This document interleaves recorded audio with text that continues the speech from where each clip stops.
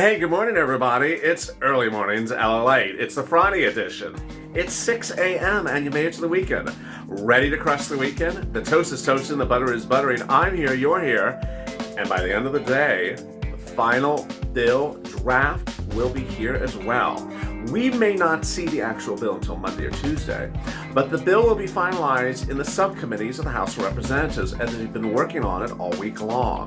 In this video, I go over what happened with that. I'll be going over Plan B, this extra item they're doing. Then I'll be going over what the naysayers, Republicans, and also stalemate people have been trying to do to derail this from going fast. And I'll be going over what the progressives say and why they think you should have multiple stimulus checks. It's all really incredible, great news. I'm so glad you're here. I'm ready to crush the weekend, are ya? Let's get to it. This is Early Mornings LATE.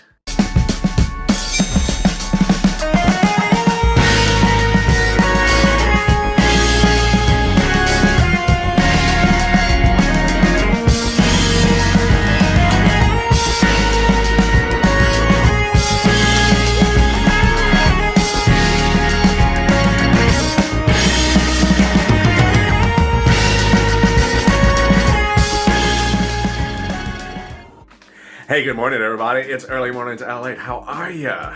You ready to crush the weekend? The toast is toasted, the butter is buttering, but I just still don't see any bacon for me. If you remember, drop me some bacon emojis. It might make up for it.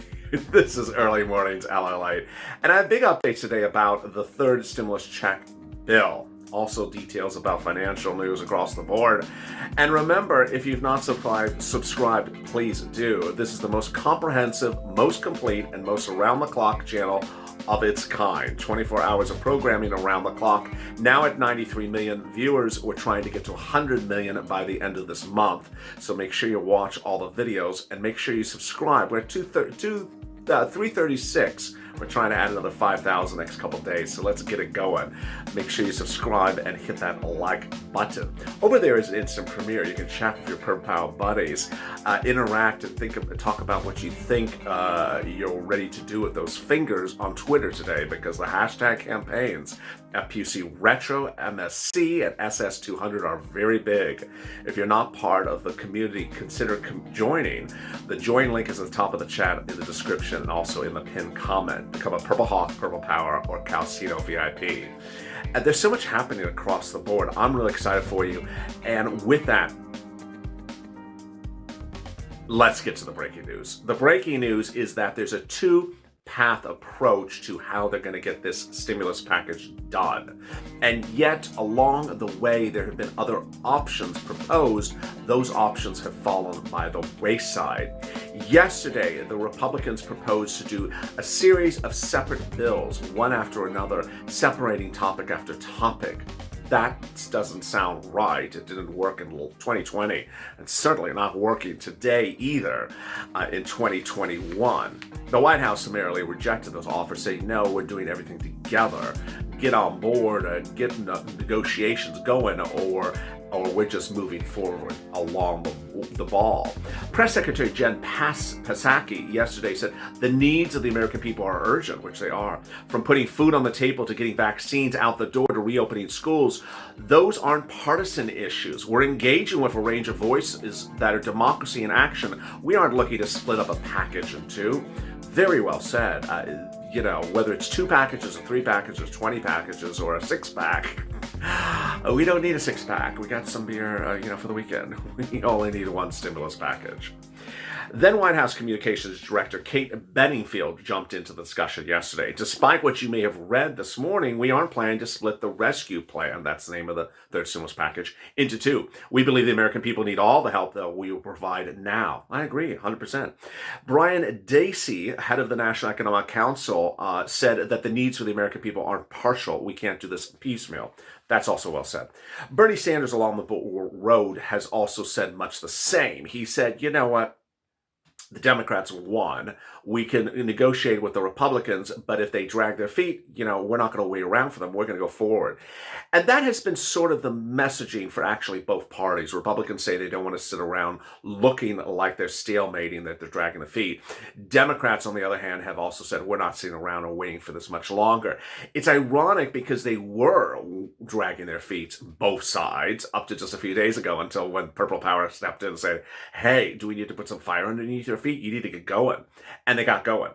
And now they're moving on what is called fast track in the House of Representatives. So let me now, at the 5-minute mark of this video, explain where the bill is, what's going on with the bill, what is in the bill, what is not in the bill. And I'll also be answering some of your 2,000 incredible questions from yesterday's video. If you have questions or comments to today's video while you're watching, drop them in the comments below. Currently, well, let me back up. First of all, the way a bill becomes law, it passes the House, it passes the Senate, and it's signed by the President. So it starts at one place, goes to another place, and it lands to the third. But in this case, in a very strange choice of events, the Democrats have chosen to do parallel moves with two bills at the same time. Why? Because one is Plan A, it's the bill which I was just talking about, and the other is Plan B. Plan B is reconciliation, a very complicated word to say, so I just say Plan B. It's very simple. Plan A is to do the bill, 1.9 trillion, the stimulus check, the FPC, the hazard pay, all that stuff in there. Plan B is like that. Maybe a stimulus check and maybe one other item, and that is it. Yeah, there's nothing in Plan B. They're not allowed to put much of anything in Plan B because of what that instrument does. It's not allowed to have anything else in it. But next week, they're calling everything for votes. So what's going on today? Now is Friday. And with Plan A, Nancy Pelosi asked her subcommittees in the House of Representatives to get the language and the numbers finalized in the bill and get them approved in their subcommittees. What are subcommittees? Subcommittees deal with particular topics like food or housing or business. And so they say, hey, look at the business part for your subcommittee and get back and tell me if you're fine with the business part. And they'll come back to her today and they'll say, yeah, we're fine. Or we modified 6 to 9 or 2019 to 2020. But other than that, we're fine. We're ready to go. And with that, she's going to say that's a vote of confidence from that subcommittee. Now all the subcommittees, 1, 2, 3, 4, they're all ready to go. I can now call the vote. This is Nancy Pelosi. I can now call the vote for the bill in the House of Representatives next week. Now, I'm not guessing. She's actually said that's what she's going to do. She actually said she's going to call a vote for the bill in the House of Representatives next week, and she has asked that the bill be finalized today. Then Chuck Schumer, the Senate Majority Leader, said yesterday that he has now the plan to call for a vote in the Senate right after it lands there. Remember, Chuck Schumer is your new Majority Leader in the Senate. It's no longer Mitch. So Chuck chooses when bills are voted on. And as soon as he gets it, he's going to say, hi, we're calling it for a vote. He's not going to modify the bill because it's the same party. The modification of the bill is done in Nancy's house. When Chuck gets it, he's just ready to get senators ready to vote and go. You only need all the Democrats to vote in favor of it, and then VP Harris breaks any tiebreaker. Done. It lands on the president's table. Joe Biden signs it. How soon? Could be the end of the week. Could be the end of the week. How soon could the money go out? Could be 10 days. So you see things moving very quickly. This is what's called fast track. Now that's Plan A, and that's what they represent. Plan B is going to do the same path. Now what makes stuff very strange and hard to read and confusing for me to report is that broadcast news reporters have been making a real a confusing mess of this by often referring to Plan B with Plan A and A with B. So then when you read it, you're like, wait a second, which thing are they calling for a vote? They're calling A for vote. They're not calling B for vote. So sometimes it sounds in the articles that A is going to sit around for 5 months and that we're just going to do B. No, that is confusing reporting. Now, ultimately, politicians can change their mind. They've done it before, but this is what they say they're doing. Now, the other elements that got involved yesterday were that Joe Biden continues to do these Zoom chats where he gets on Zoom and he chats with 16 senators and he said, hey, you know, what do you like about this? What do you like about that? What do you like about this? Oh, yeah, let me make some notes. Okay, I'll get back to you. It's going good. It's going well, but it's just slow. And everyone's just like, you know, Joe, you can't be chatting with these people forever. This is emergency relief. This is not, you know, 5 months from now. So Democrats have heard your messaging. Keep it going. They've heard you, Purple Power. Follow us this channel. I refer to it as Purple Power. They've heard you and they know this needs to be done now. They understand that Joe is talking about other stuff, and they don't want his talking about other stuff to make it sound like he doesn't care about this stuff. Every time he talks about the clean environment or stamps or things that aren't urgent, that are not going to change in the next 24 hours, but not talking about this, they know it's making people anxious. It's like, wait a second, that's not a particular urgent thing. This is a particular urgent thing. So now at the 10-minute mark, let me cut back then to what progressives did yesterday, and then I'll be going over what are the broad stroke items in the package. The video after this at 6:30, I go over each of the 22 items with you, but I will give you a broad stroke as to the things that aren't in here and are in here. At the 10-minute mark, let me say this, that the progressives in the House, which include AOC, have said, you know, you have a single stimulus check of $1,400. We don't like that. We want a stimulus check every month until the pandemic's over. Yes, this is that same repertoire that they did in 2020. The only difference now is they're not saying the number. They say a check every month until the pandemic's over, which is really positive. It's great news. But you know, I want to be a little critical of them at this juncture of this video, which is that in 2020 fall, they wrote that and they said that when we were doing the CR and the stimulus, remember the continuing resolution bill, they said, we want all these things, we want all these things. And when there wasn't even a single stimulus check in the proposal, they just kept their mouth shut. They didn't step up. They didn't do anything. It again looked a little bit problem creator-ish, where they just sort of write letters and have press conferences and have pretty logos on memos. But then when it's time to step up and say, do it my way or else, they just sort of fold like a lawn chair. So the fact that they asked for this, nice. The fact that they're asking it at the 11th hour, ridiculous. This should have been asked for weeks ago. And the fact that they're asking for it, does it give me any sense that it's going to happen? No, I don't think it's ever going to happen. They are not strong-willed about anything they do. They just sort of say, I like this. Okay, whatever you want to do. I mean, that's basically all they ever do. I like this, but oh, okay, whatever you want to do. So either you fight for something you want or you don't fight for it. It just looks like a lot of public relations, a lot of window dressing every time I see it. So now let's go to the bill. The bill has a $1,400 stimulus check left over from last year. As one viewer said very accurately in repeating back to me what I say on this video, the $1,400 stimulus check in this bill is really last year's unpaid $1,400 stimulus check for individuals. Last year's unpaid $3,200 stimulus check for adult dependents. There is no new stimulus check for the year 2021.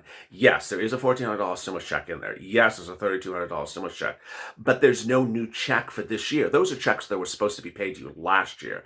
And this is a break from a campaign promise, a transition papers promise. Next, FPUC is not retro. It's going forward. It's going forward at $400 a week from January to September. That's not what was promised in transition papers from Joe Biden. It's supposed to be $600 a week. Finally, SSI, SSDI, Social Security and Railroad benefits and veterans benefits, not in there. And I think I'm doing a good job of getting the messaging out that is not in there. I've been telling you this for days. Yesterday, I saw at least a handful of comments, people saying, when am I getting that money? Am I getting it in late January? I'm like, wait a second. It's not in the bill. It's not in the bill. And I know why they're saying that, because they're new to this channel. They came from somewhere else. They unsubscribed from another channel. They came over here because that other channel told them they were getting $2,400 this month or in a few days. Not only are they not getting it, not only are you not getting it this month, it's not even the bill. And the concern that it's not in the bill is a concern that it's never going to be in a bill. And so that is why we have the hashtag campaign SS200. And with that, the video after this at 6:30, I will go more into detail of what you need to expect, push for and modify in the third stimulus package.